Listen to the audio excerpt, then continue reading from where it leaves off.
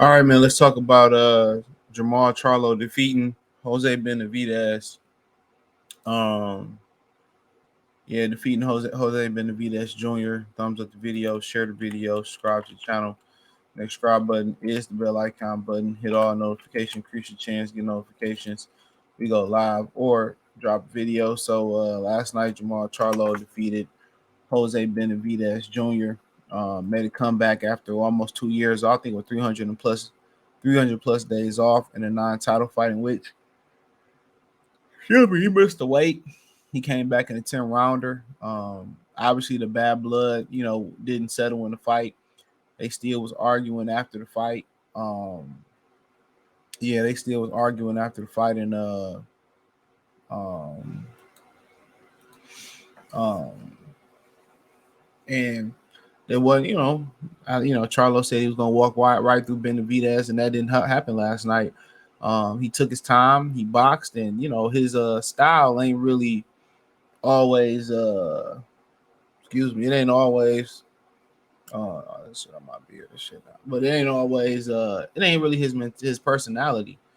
You know how him and his brother rah. His brother come forward to do some things. As long as it ain't versus Canelo, he ain't getting a check for it. A check under the table, whatever happened with that. But Jermall Charlo liked to box. He liked to use his jab. He got hit by Benavidez, more than you would like in the fight, but it's a fight. And Benavidez landed some good shots here and there.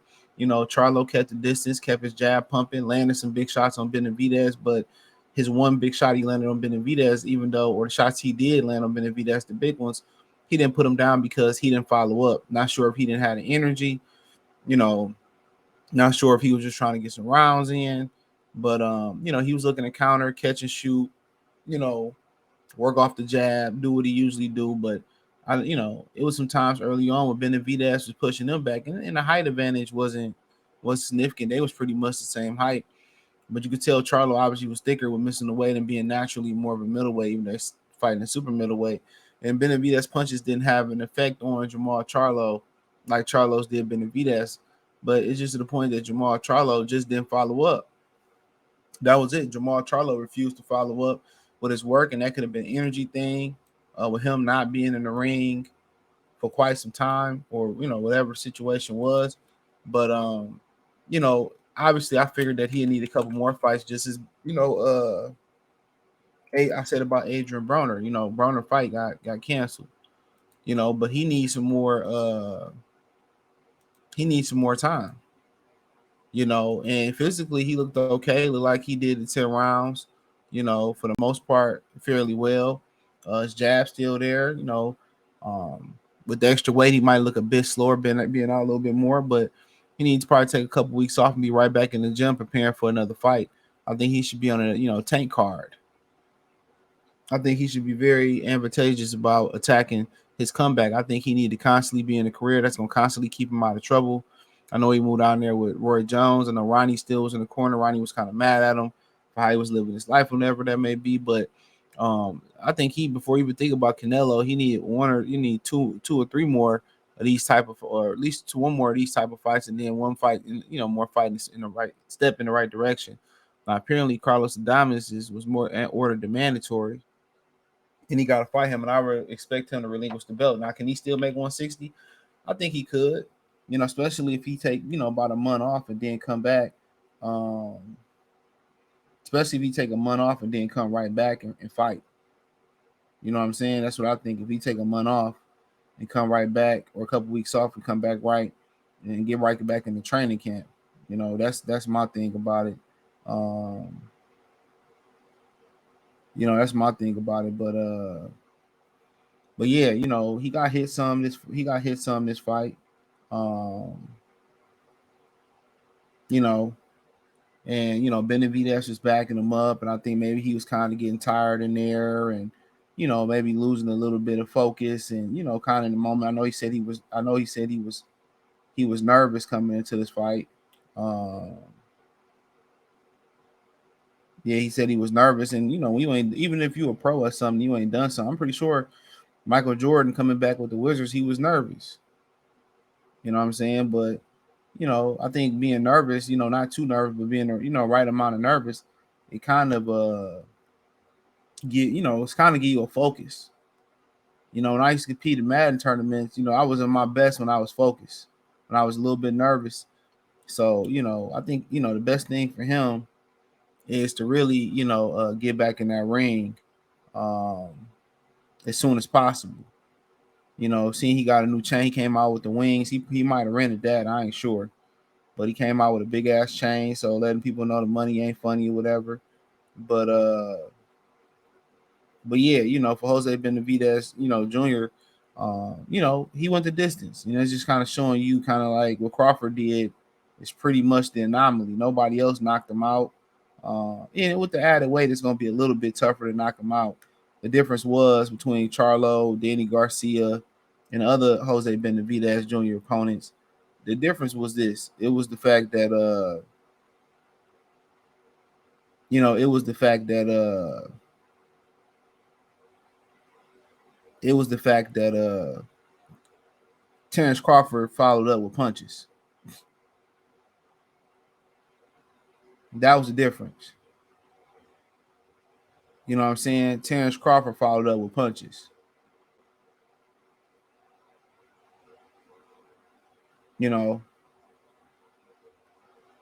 That was the difference. Even when he knocked out even though when he knocked out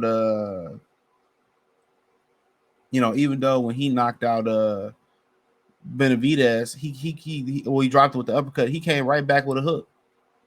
Charlo was lining that big right hand up. Charlo was trying to catch and shoot. You know what I'm saying? Charlo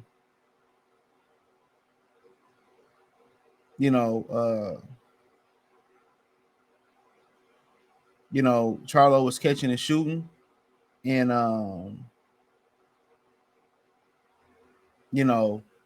and he not coming back with 2 or 3, 4 punches. That's why guys like Matias and Terrence Crawford get knockouts. Even though Crawford probably feel like he can knock you out with one but shot, they follow up with 3, 4 shots. See, Benavidez can take the one shot. You know what I'm saying? Benavidez can take the one big shot. Pause. But once you start talking about a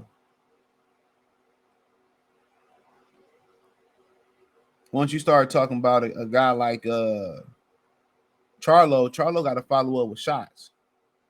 And that's why he didn't stop Benavidez. One shot at a time, one shot at a time, one shot at a time. That ain't going to do it. That ain't going to do it. You know what I'm saying? That ain't going to do it.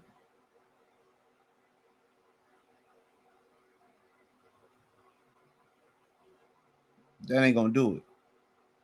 So that's kind of one of the reasons he didn't get the knockout. He looking for 1 or 2 big shots. And then when you moving up in weight too, this is when you go up to a super middleweight, you got to start planning more, or you got to start beating guys with your speed and combination.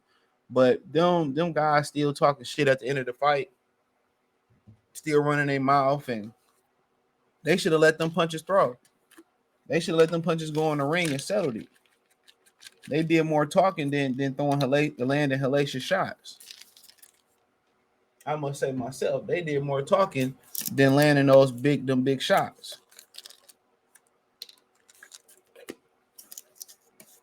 And that's real.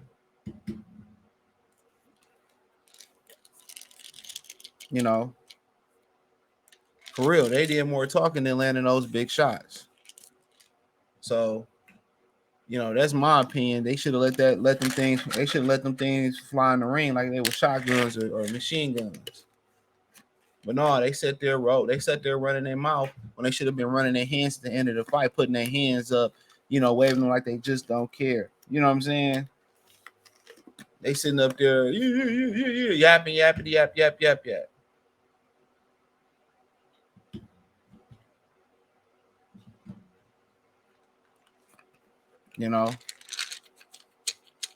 Then they want to fake kind of exchange and all that type of stuff, bro. Like, come on, man. If y'all really had bad blood for each other, y'all really felt that way.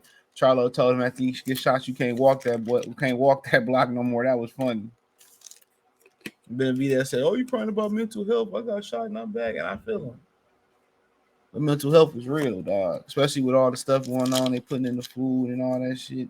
But I done had my struggles like most people. I ain't afraid to say it, but nonetheless, you know, uh, nonetheless, man, I mean,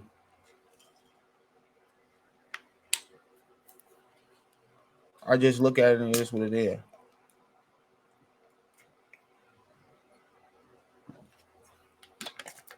It is what it is. I just felt like it could have been more. I think Charlo need to hop back in the ring expeditiously.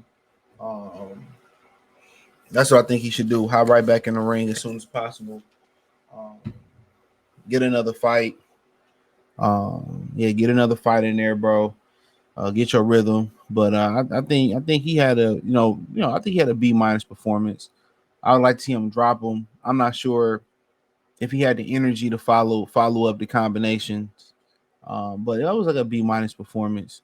Factoring everything he went through. I mean, uh, could have dropped him. Just seemed like he didn't have the energy to follow up and get the knockdown. But yeah, I don't think he's ready for Carlos Adames yet. Obviously, he's not ready for Canelo Alvarez. I like to see him back in January, February ish, and then versus a good opponent, whoever that may be. But to be ready for the Benavidez's and the Caleb Plants and the Canelo Alvarez and Carlos Adames, I'm not sure he ready for that yet, in my opinion. So, thumbs up the video, share the video, subscribe to the channel. The subscribe button is the bell icon button.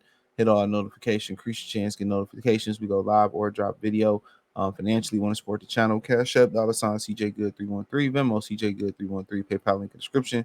Hit the link tree. Find me on Twitter, Instagram, Spotify, Anchor, Cash App, the whole nine. Appreciate the love and support. Peace.